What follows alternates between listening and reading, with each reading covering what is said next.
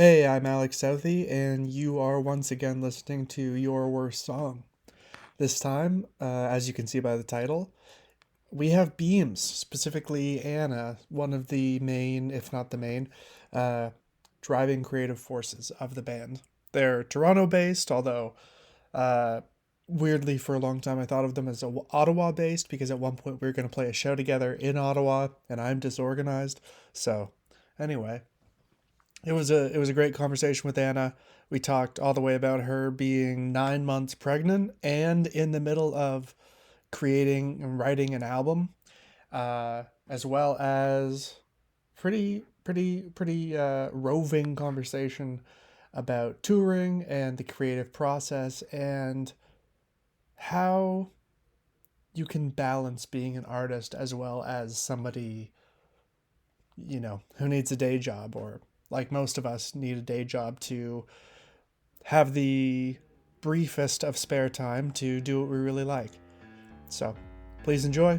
I'm Alex Southey, and this is Your Worst Song.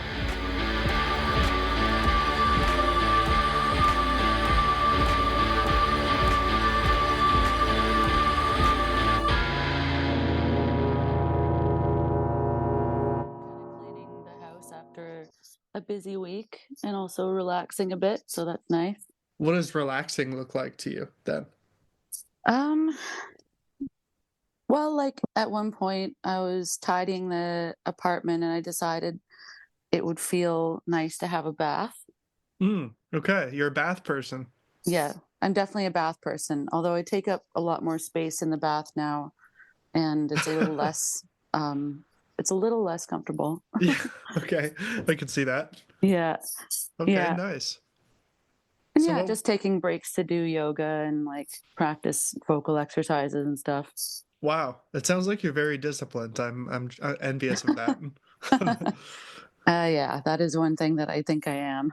Yeah, wow, that's good. That's what do what do vocal practices look like for you? I don't actually mean what are the practices, but I guess I just mean, do you do it every day? Do you do it for a long amount of time every day, etc.?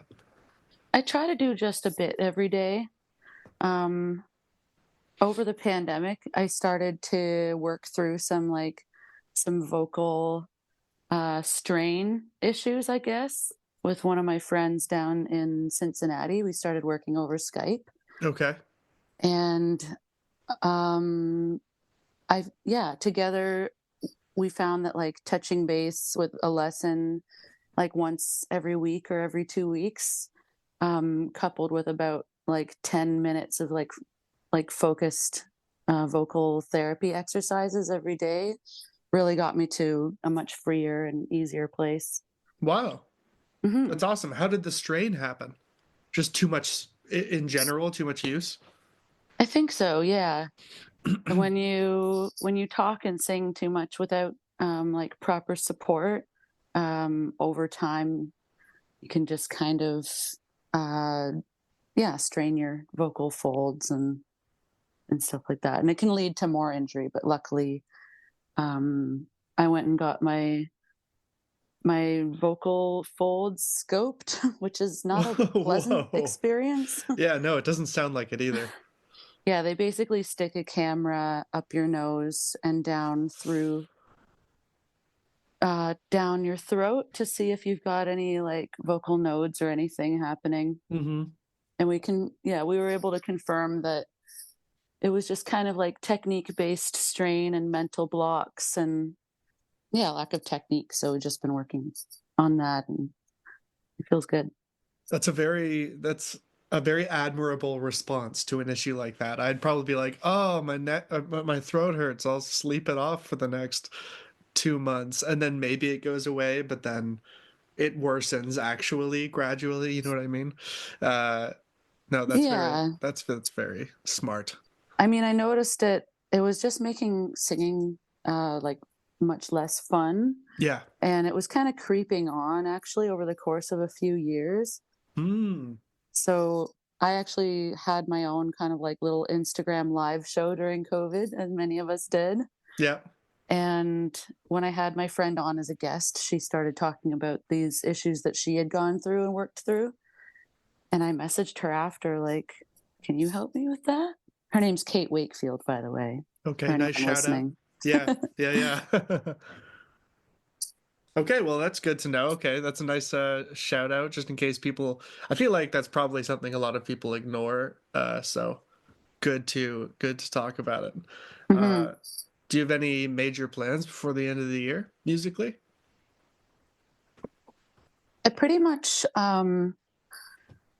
already enacted most of my plans because I'm, like, going into my 9th month of pregnancy. Yes. Okay. That'll be So, that'll take away, admittedly. yeah, so I'm trying to move from, doing things that require me to go out and travel, um, and I'm trying to move more into the mode of, writing the next Beams album, Mm-hmm.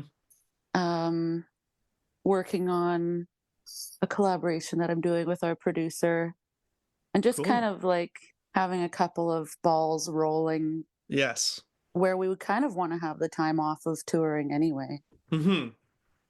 Wow, that's smart to take advantage of that. Is that not overwhelming often to I just imagine personally, I don't know, being in the ninth month of pregnancy and also like being in the, deep middle of creating would be an intense experience.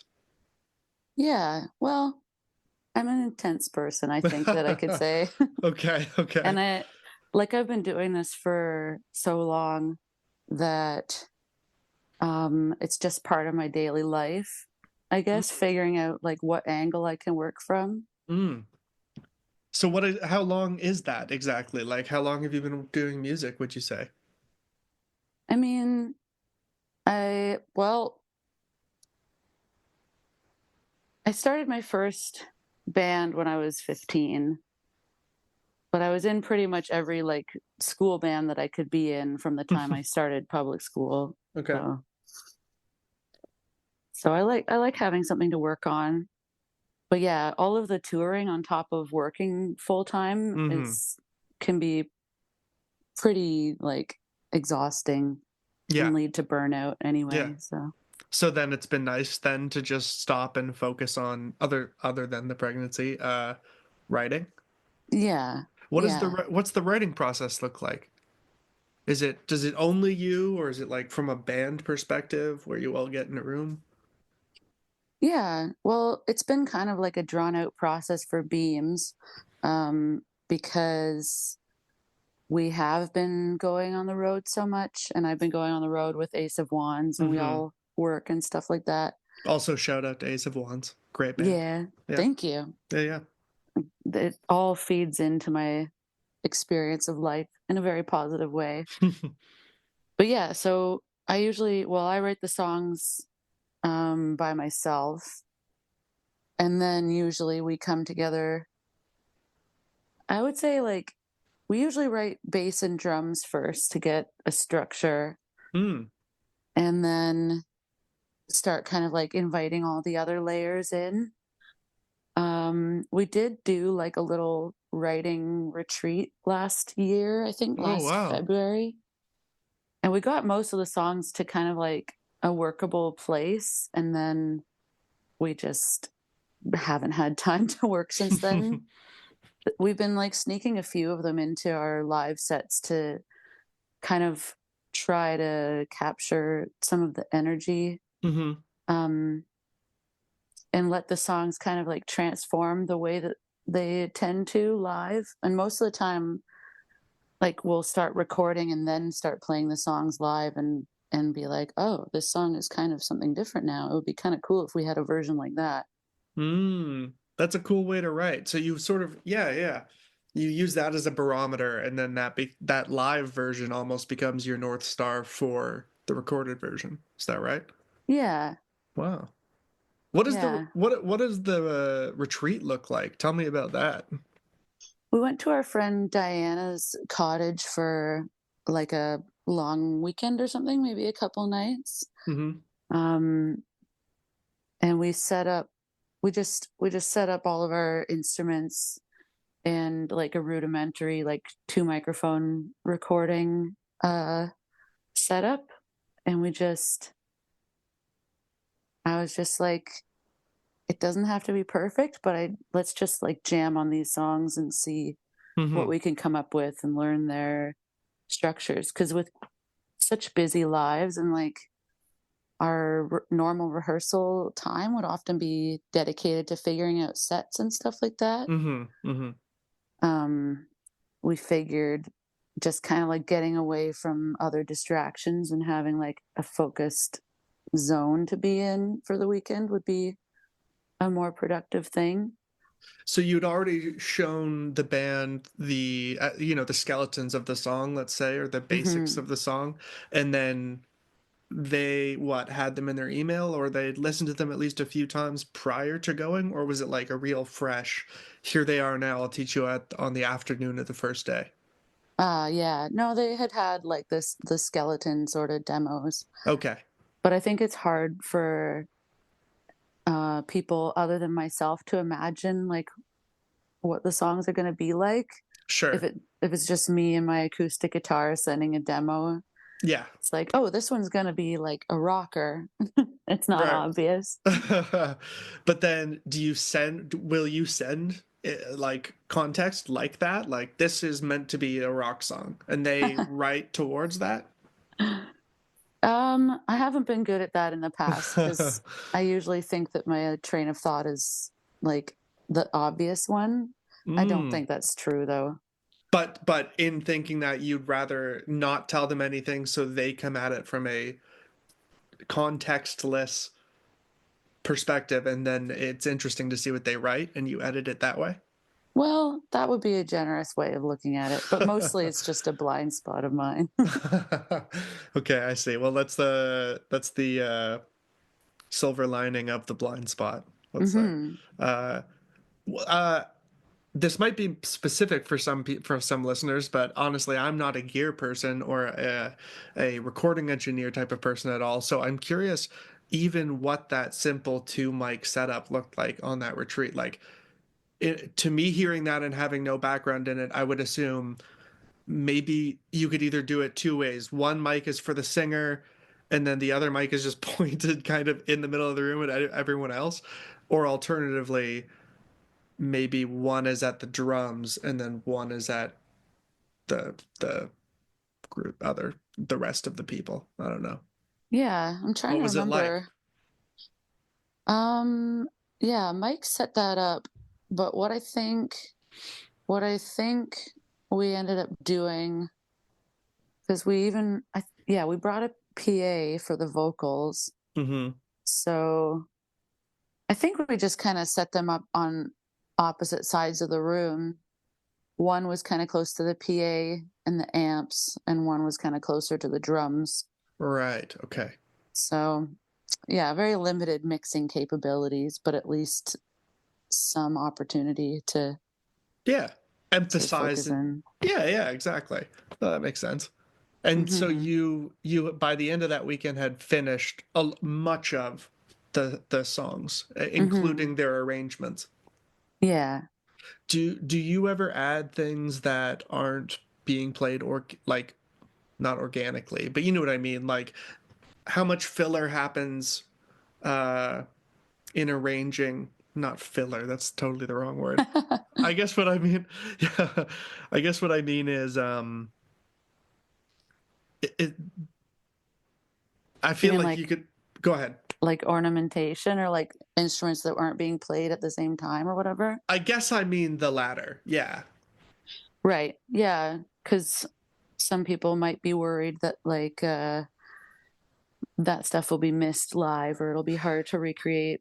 Right. And some musicians like that challenge of going, okay, we're going to recreate it in this minimized or composite way, right?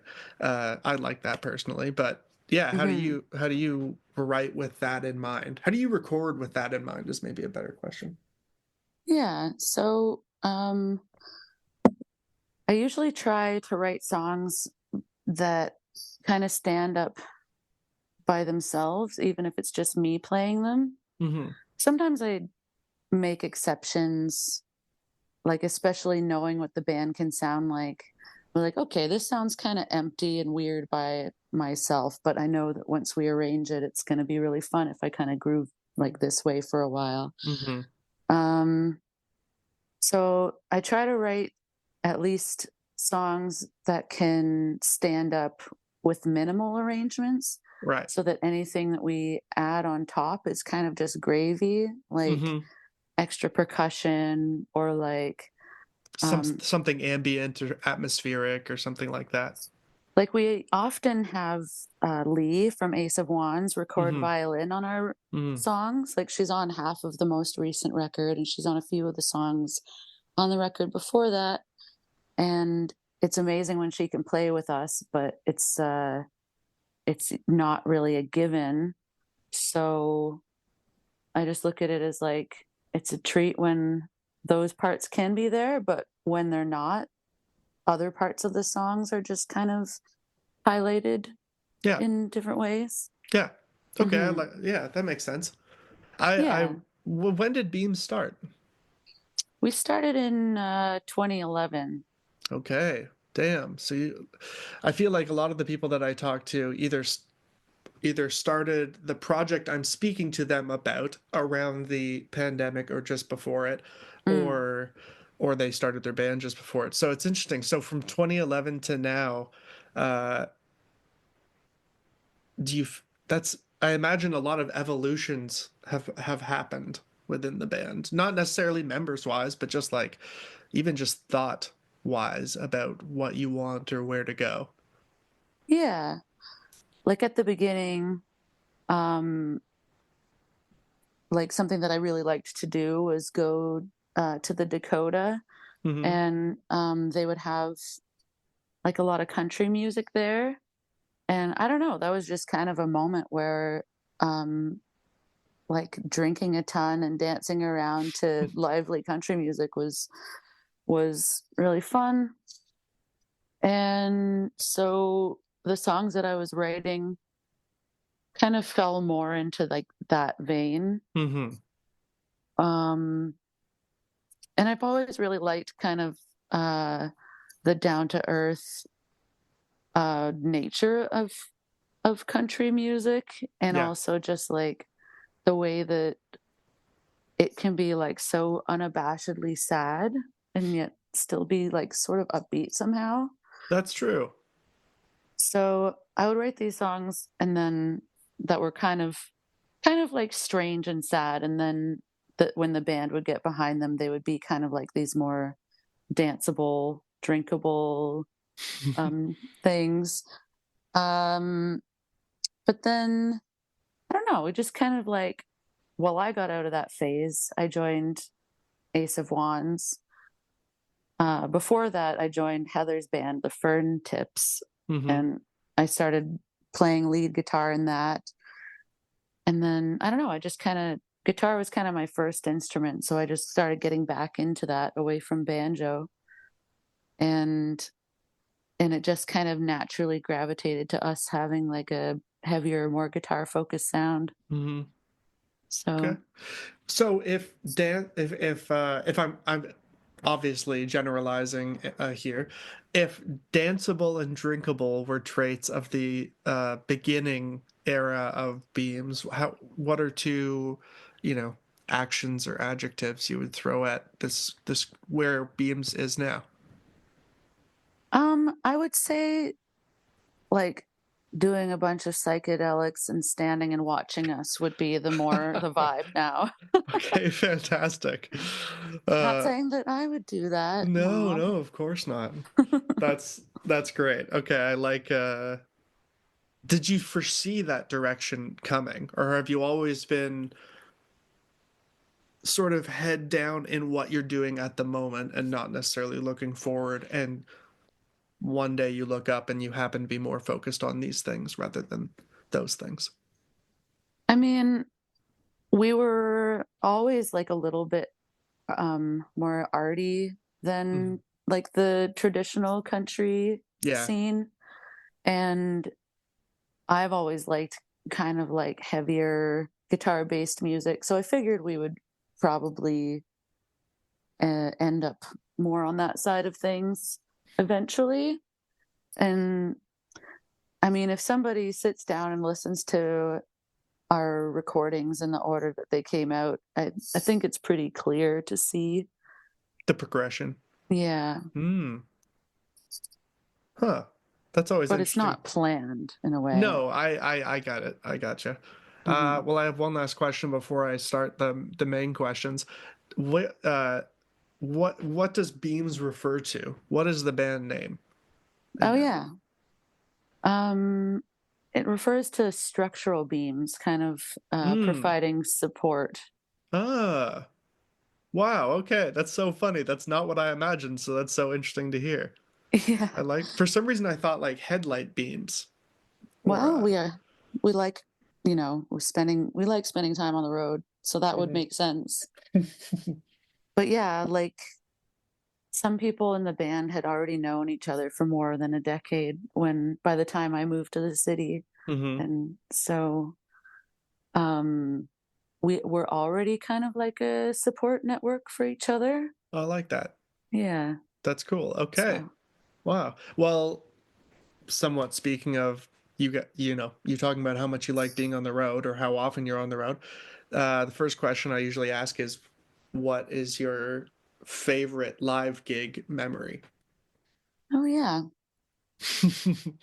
Well, um, we've had some we've had some good times for sure.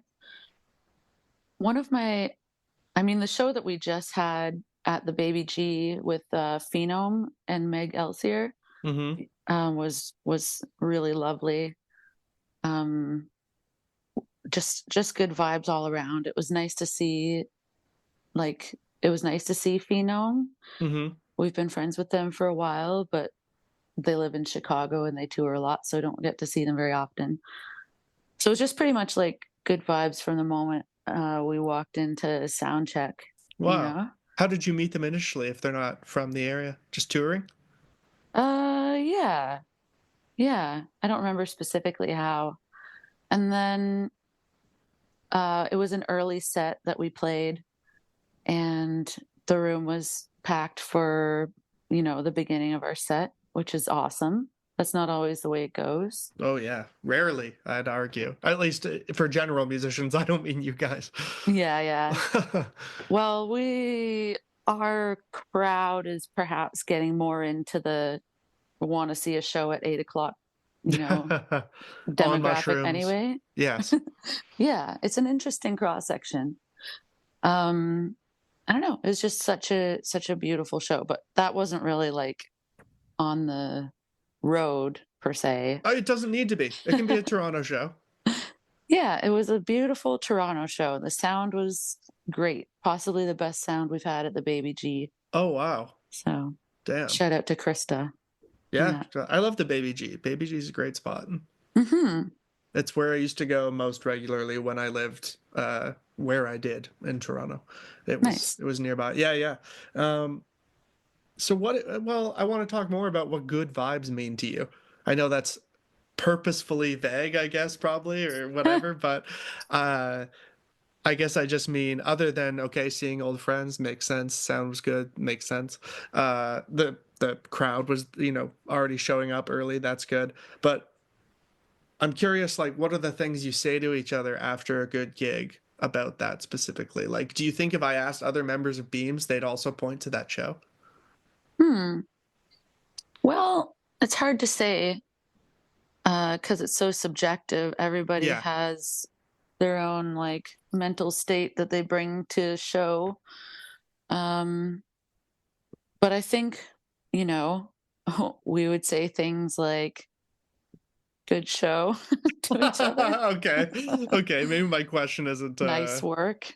so great. Okay. Yeah. That's it. Okay. Okay. You'd only say that after a particularly memorable show. Normally, you'd just be mute towards each other.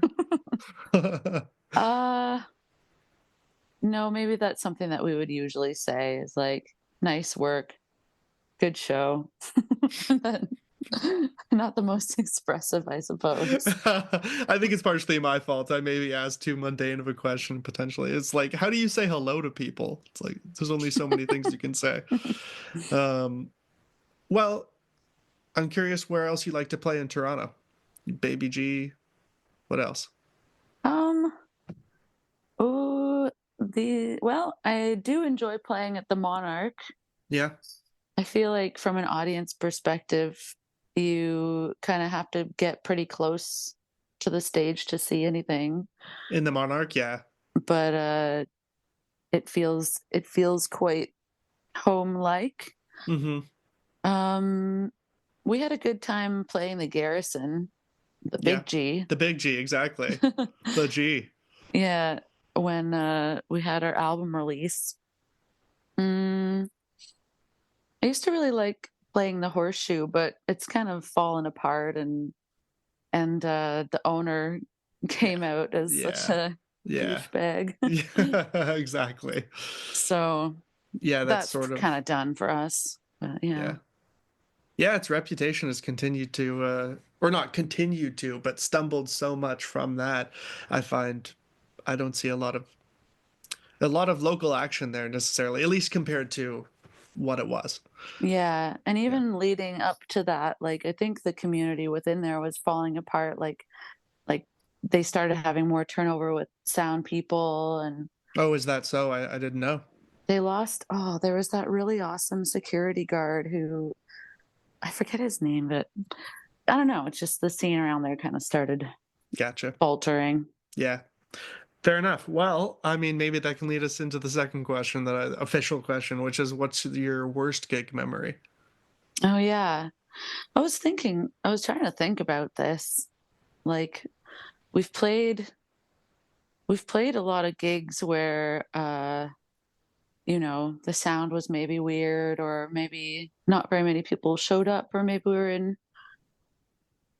we're like especially moody as a Hmm. group that Hmm. day. It's hard to say what I was coming up with for that. Because there have been a few shows, especially lately, when I'm just like, man, we've been doing this for so long, and we're like losing like $300 on this show to play to like six people. Like, why are we doing this? Yeah, I know what you mean. Okay, so it's more the shows that inspire those uh more existential thoughts, basically. Yeah, which is an easy place for me to go.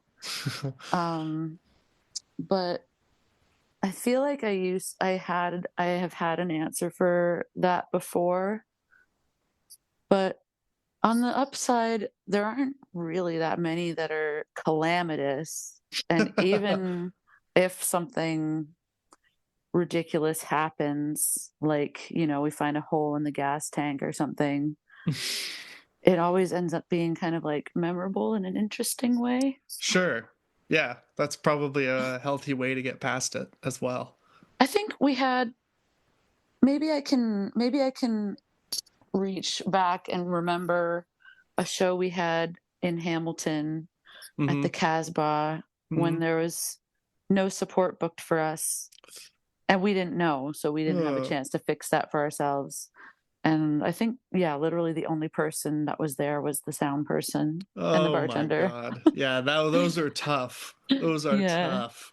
At least Uh, it was only Hamilton, like only an hour or so yeah, away. But presumably you're not sinking much, if any, money into it.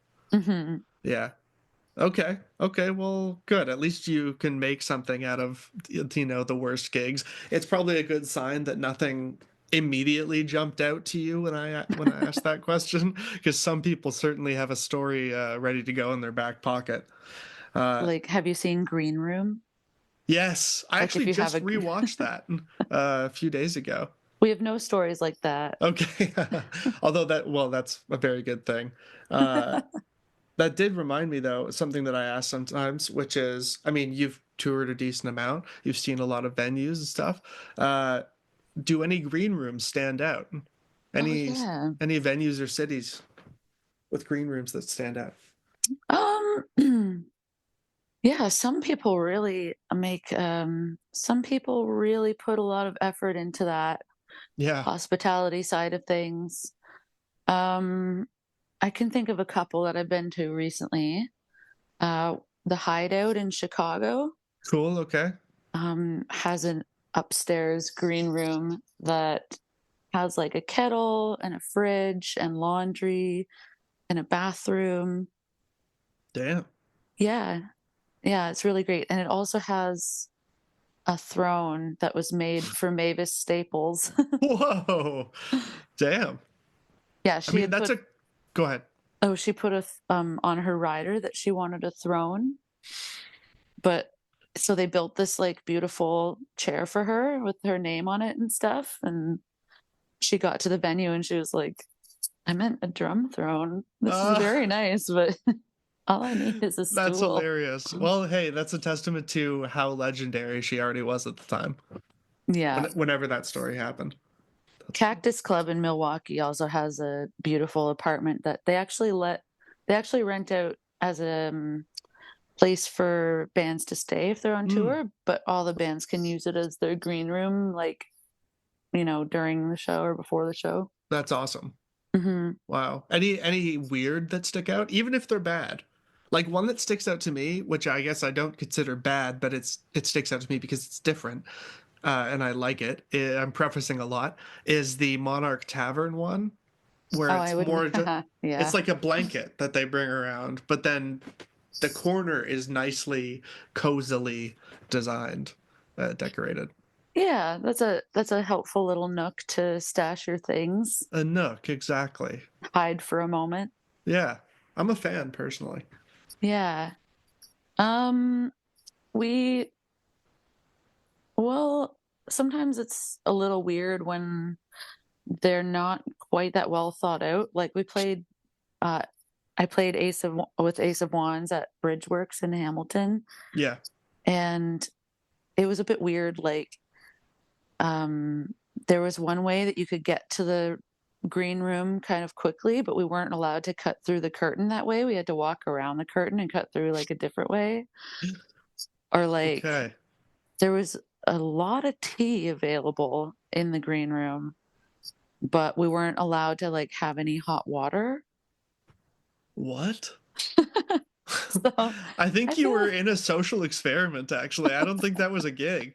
that would make it all make a lot more sense. I Was mean, there it a was one-way mirror in the room? me, I don't know. There Wow. well, I mean, yeah, I think there was like one of those things, the TV feed where you could see what's happening on stage. Oh, wow. Yeah, yeah, yeah. Damn. So, I mean, it was a good enough show anyway, but Right. like I think they're still figuring out the hospitality side of things. Sure, sure. Not everything can be a nook, you know. Uh Yeah. I hear good things about that place, so no, fair enough. Um hmm. Okay, that's interesting. That's have you ever where is the most interesting air quotes place that you've toured before? If it's a Canadian city or American city or Europe or whatever. Mm. Yeah, I've never made it over to Europe. Hmm. Interesting. Well, I mean, um, we have we've played in Joshua Tree at a restaurant Okay. called Pappy and Harriet's. That was That's pretty interesting. interesting. Yeah, wow. Playing in the desert. Um, we have played Hot Springs, Arkansas was a pretty interesting place. It seemed to be a little Twin Peaksy. There was a little bit of a strange energy going on, but we had a really great time there for sure. Yeah. I feel that Um, that kind of vibes with Beams, doesn't it? A yeah, little bit? we weren't really sure like any of the roads were actually going to lead us out of town. Or if you were dreaming the entire time.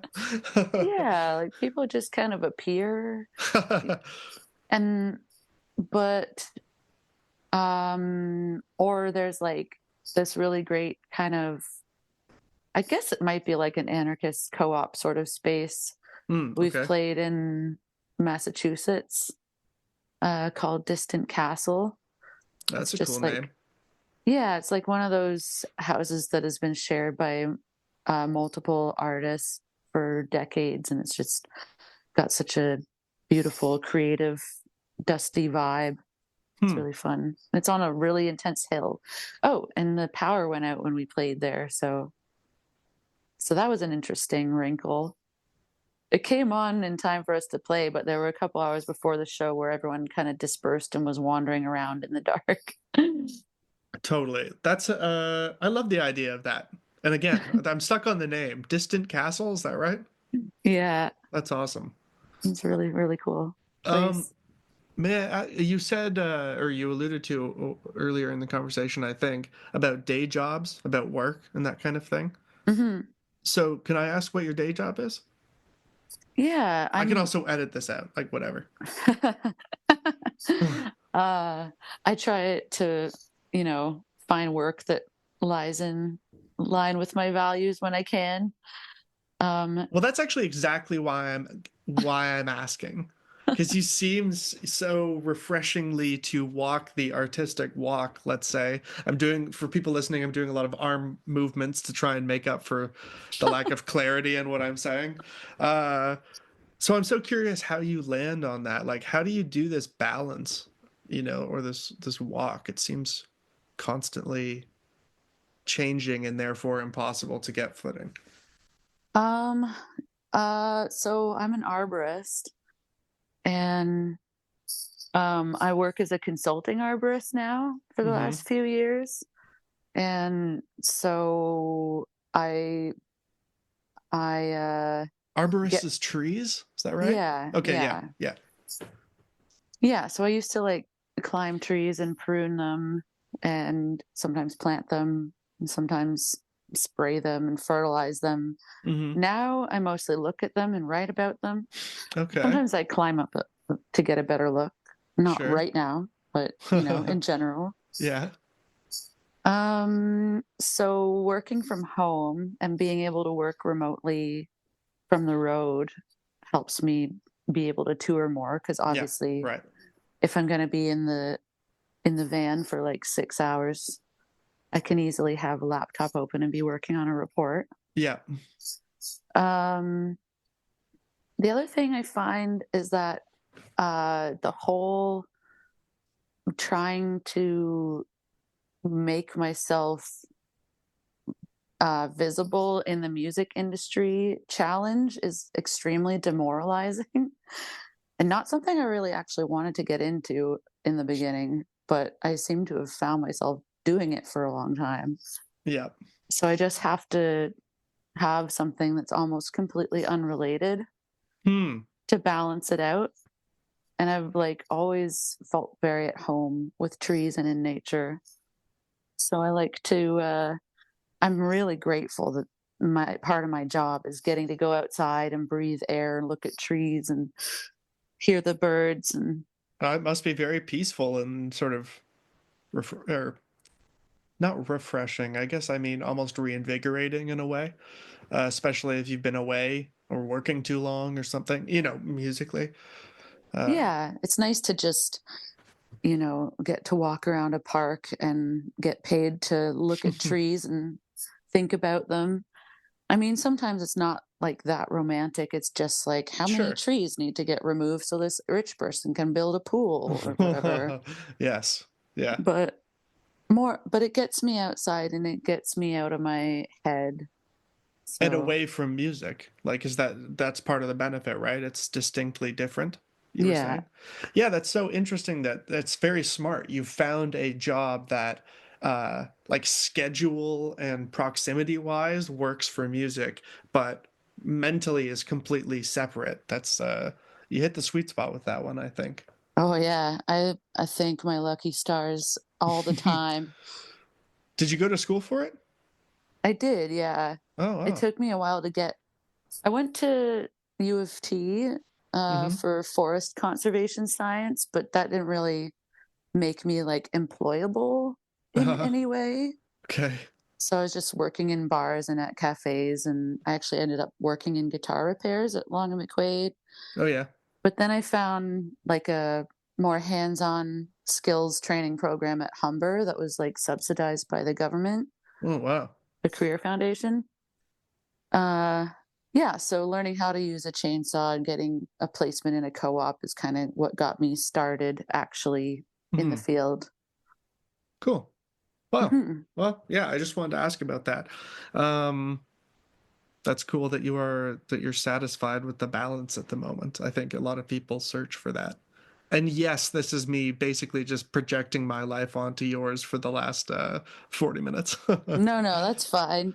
And I mean, part of like I'm so grateful that, you know, we're we're starting a family because Hmm. even even this balance, I'm like still kind of hungering for more different experiences. Wow. That's, Yeah, yeah. Well, good. I mean, maybe that's I they're coming.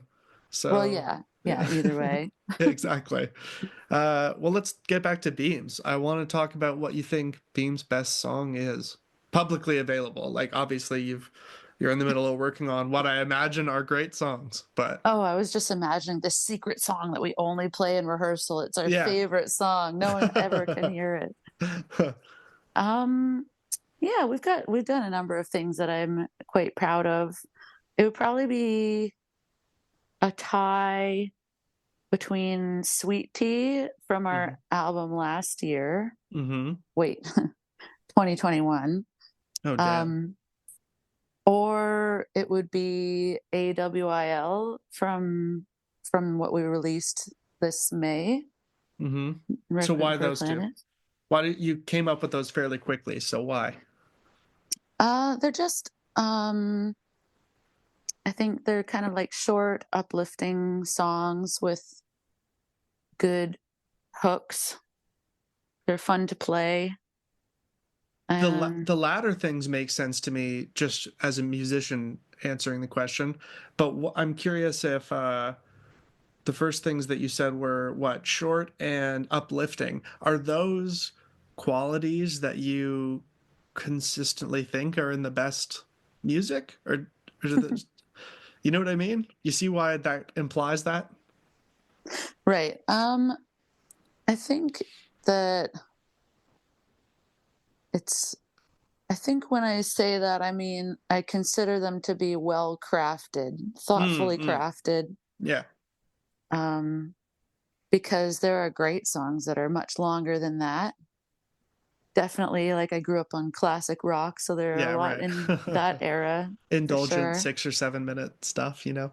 Yeah, which is maybe where I started more with my writing. Like I didn't have any songs shorter than 4 or 5 minutes. Um, Sometimes you like sitting in the world, you know, the world that you create. mhm. Yeah. Yeah, definitely. But these, yeah, so these ones, they just, yeah, like the craft of them, I think is decent. I Hmm. don't, not trying to put any judgments. Like one of the bands that I play in, um, basically what we perform is like a 21-minute long song, Hmm. Okay. and that's truncated from the album version, which is 37 minutes long. So there's definitely a place in the world for songs like that. Oh, absolutely. Yeah, yeah, yeah. But the Definitely. longer Beam songs um are kind of like a slow burn, and um like like Intangible Holds, for instance, the last song from our most recent album Hmm. is like 7 minutes long. And I think it's really fun to sink into. And there's a lot of like ear candy, and it's an important song to me, like subject wise, but I don't think that it jumps out from the pile quite like AWIL does. Hmm. Okay. I'm still curious about the uplifting part. Do you prefer when songs are uplifting? Um, maybe maybe in uplifting, I also mean like inviting. Okay, I see. Like they're kind of like written as a like a gift for people to kind of be like um an escape hatch Okay. from stress. I think I get what you mean. Yeah, Yeah. I think so. Like uplifting doesn't need to be this narrow vision of just really happy, Here Comes the Sun. You know what I mean? That's an uplifting song. Uh, I get what you mean. Uplifting in that it provides, uh, in whatever way, a positive experience for the listener, not necessarily smiling all the time. Yeah. Yeah, maybe like cathartic or Ah, something. cathartic. Yeah, okay, I see that. That makes sense. So it's either of those. Okay, okay. And then I'm curious if you already had one ready to go for worst song. Like, is that an Oh easy yeah, answer? I've been thinking about that, Mm-hmm. and um yeah, it's kind of challenging because it's like I like to think that I'm getting better at writing songs as I go. Mm-hmm. So I definitely there are things lyrically and say like structurally that I used to do that I got away from. It can be that stuff, it doesn't need to be like I agree. If most artists are trying to develop, then the stuff that's most recent theoretically will have the lowest amount of bad or whatever air quotes Yeah. hopefully, but But even those can sometimes not be successful in their attempts at hitting what you really like, you know what I mean? yeah, I think the song that I ended up kind of like thinking about the most was the first song off of our second album. It's called Berlin, Teach Me to Love. Mm-hmm. Okay. And I think part of why I would choose that song is like I was so hopeful and excited about it, especially based on how we were playing it live.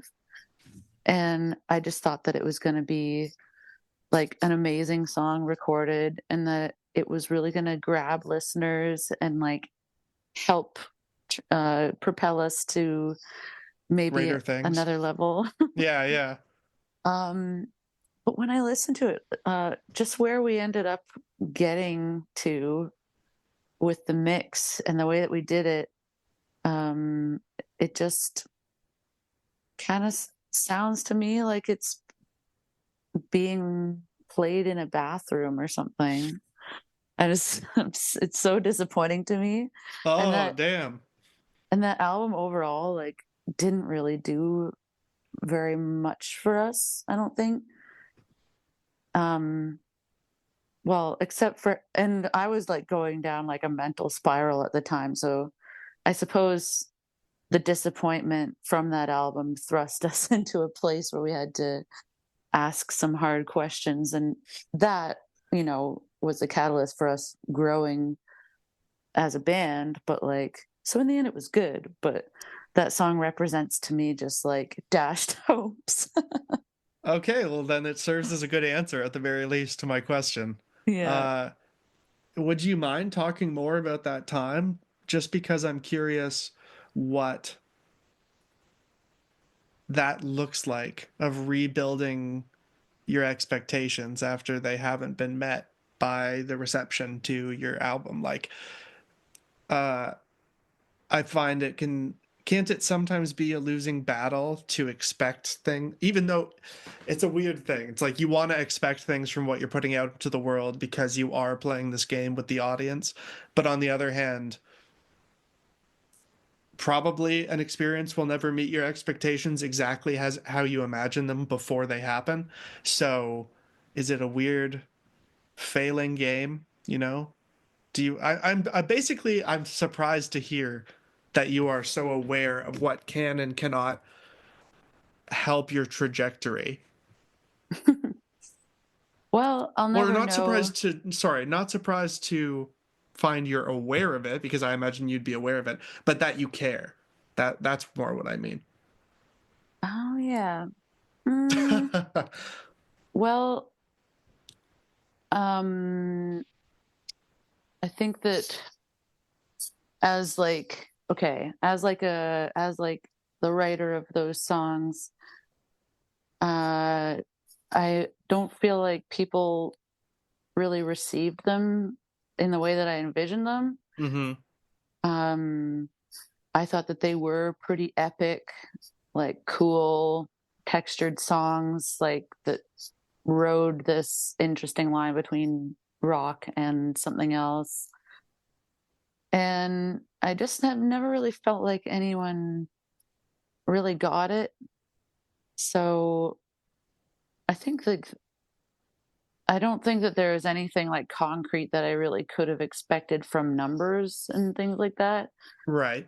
But I think I just hope that people will be like, wow, this band is really on to something. Let's get them on some festivals. Maybe we should take them on like A as tour a, or yeah, open for this big band coming in town or whatever.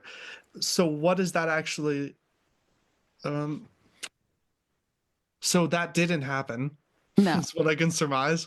yeah. Uh so what happens when that doesn't happen? Like what is so yeah, you have the spiral, which is understandable, admittedly, and because I've been through that. But what is it? What how when you're staring at the broken pieces of your expectations with your band?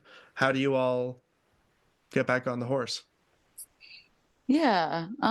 It was pretty tough, but I think in the end we just kind of um sat down and had some hard conversations about like, you know, who wants to go forward and make the next album and who has decided after this experience that they are done. And What year? Sorry, what year was it? Like how far into the? I think it was like 2019. Okay, so already a decent amount of time, like 8 years have been put in. Yeah, Yeah. yeah. And then and the other part of that question was like, who wants to keep going forward with this if we try something completely different? Hmm. Who's open to trusting me and going on a new direction? And was pretty much everybody into it after a few tough conversations, presumably, or how did that Yeah. go? So so the mandolin player Dave decided to peace out, Hmm. and that's all right. He's a pilot now, which is cool. Cool. Well, that's cool. Yeah, that is cool. um and yeah, I mean, we had been like a mandolin, banjo, and lap steel band. So even just like his departure helped kind of facilitate the shift in Hmm. sound Hmm. as well. Hmm. So, and it was good because I was kind of just like, let's kind of blow this thing up and start fresh without these expectations of what we already kind of sound like, because that didn't really work. So is there a line in the sand to you mentally when you think about the band and that line is around 2019? Or is it not as significant as I'm making it sound? No, I think that was a line or like a turning point. That's where we uh if you can imagine like the steering wheel of a ship, that's where you like grabbed the far like left and Yes. cranked it to the right. Yes. Okay, I see. Huh. So I'm gonna ask a potentially downer question, but are Love it. you so you had that, blow up and revival and repackaging and so on of without different expectations. You're now 5 years into the nearly 6 years into that, right? From 2019 to now. Hmm. Presumably your expectations have uh, correctly grown because the band has grown. Are you, this is where the downer part comes in. Are you potentially back in the same position as you were before about caring about expectation? Hmm. Um, well, I think like artistically, I'm much more satisfied now. Okay. So and that's kind of the biggest part for Yes, me. for sure. But the industry is just very thankless. Yeah. And I'm in just so much debt. Probably even more thankless than in uh 2019, right? Yeah, we've had, like, some wonderful responses to the last couple of albums, and I feel like we're well respected. We get, good I think you responses are. to our live shows. Yeah. Um, but yeah, it's just still a lot to carry and manage, and no one's ponying up with a break. Yes. Well, what does the break look like to you? Label? Someone who could help us with any of the costs for, Okay. publicity, or anyone who would wanna help us book, like, we've always booked our own tours and Mhm. everything. Right. Um, So any basically, grants accepting us, any yeah. festivals accepting us would be cool. Do you try and make a point to apply to, all the festivals and stuff like that, or is it something you don't care about at the moment, or you're not focused on at the moment, and therefore would be nice to have somebody else to look after them? Yeah, it's mostly been something that's been outside of my ability to take on, and that's part of my own fault maybe for just being such a creative kinda hayseed and joining so many bands. Mhm. Um, but, like, between, yeah, booking the rehearsals and the It's regular already a lot of tours, and admin. yeah, Yeah. and then so to put so much of my energy into something that's, like, often the status ends up being a rejection anyway. I know that we have to do it, but I just don't put my energy there, so it would be nice to have someone who could. Yeah, I hear you. Where is the place you're putting the most energy in and you're getting return? Definitely the creative side, like Hmm. the writing and the actual playing, and just the satisfaction that comes from that. Hmm. Yeah. It's Good. all much more immediate. Yes, especially well, that's interesting. Do you mean live or do you mean even sitting with an instrument and suddenly a song wasn't there and now it's there? That's satisfying too. So which do you mean?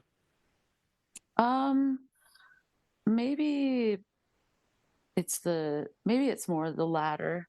Okay. Yeah. Uh, I'm also working on, yeah, like, kind of like solo or collaboration with the producer that we did our last album with, Cool. and I just love having that kind of, like, creative building happening. Like, I love doing studio work and hearing things take form. Yeah, that's always a really fun. Actually, I've said regularly that that is my favorite part of the creative process is like you've got the beginning parts worked out and it's like decoration time. Yeah. Yeah, that can be really nice. It can also be, um, like, a kind of stressful time. Yes. Yes, definitely. Especially if your horizon, if there are boundaries, like these days, you can have whatever sounds you want. That's kind of on a, depending on how you get it. And sometimes I find that overwhelming. It would be Mhm. better to have fewer. Or, like, balancing creative ideas and, like, having to, like, edit Yes, people's ideas so that they complement each other well, and trying to get everyone together to figure out what actually people have going on. yes, that's true. Mhm. Well, is there any, this is where we've reached the end. Is there anything that you would like to say before we do the little tiny outro? Um, I'm just, yeah, thanks for having me. Oh, of I'm course. That's happy so to. not what I was setting you up for. I meant so now's your turn to thank me. No, I meant like for example, you're writing a new record now. Is there an even ballpark 6 month window of when you expect that to come out?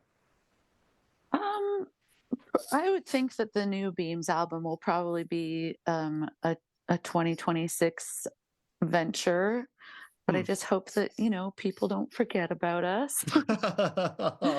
And I They hope. won't. They won't. You do get a lot of respect in Toronto, in my opinion. That's nice. I Yeah. really appreciate it. And yeah, just people, if you don't know how much it matters to buy the band's merch, Hmm. especially independent bands, It matters more than you know. Well said. Where can people get your merch? Maybe that'll be a Um, good question that I ask at the end of podcasts. yeah, people can get our merch off of Bandcamp. Bandcamp has been a good place for us to be able to do stuff like that. Definitely. And it's just beams.bandcamp.com, presumably. Beams. We're not the only beams in the world, Oh, that's tough. unfortunately. I spoke to Tovi before this, and Yeah, she said that not even as we talked about off air or whatever. I was about to say off air. That's a little highfalutin for what we're doing right now. I like it. Okay, good. But yeah, she mentioned that there are multiple Tovies even in Canada, which seems blasphemous. That's too funny. But yeah, okay, cool. So people can get your merch there. In that case, please just restate your name for the audience, the band name, and the worst song choice. I'm Anna from Beams, and our worst song, oh, is Berlin, Teach Me to Love. Is buzzing, and it's covered in bugs. Is there anyone with me who sees it? I see only the remnants of a world beyond protecting, though I'll try.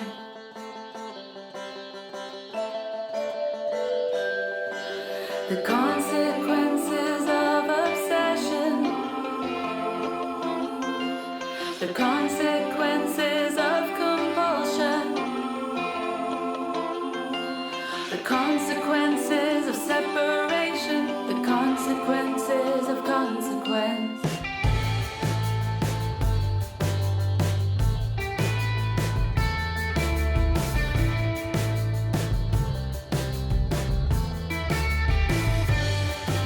The head without the body, devoid of reason, makes decisions. Neighbor against brother. And suddenly between us there's a wall, and I'm getting no signal. I'm learning how to listen too late.